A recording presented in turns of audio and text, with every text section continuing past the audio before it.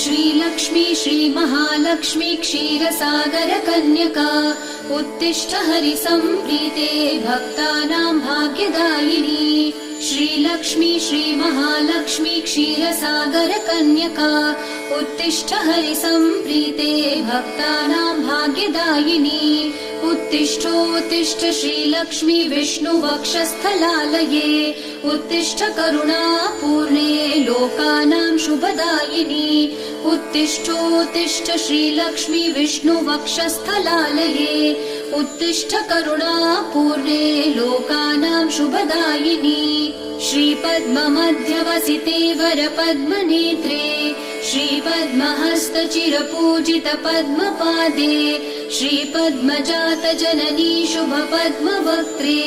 श्रीलक्ष्मी भक्तवरदे तव सुप्रभातम्।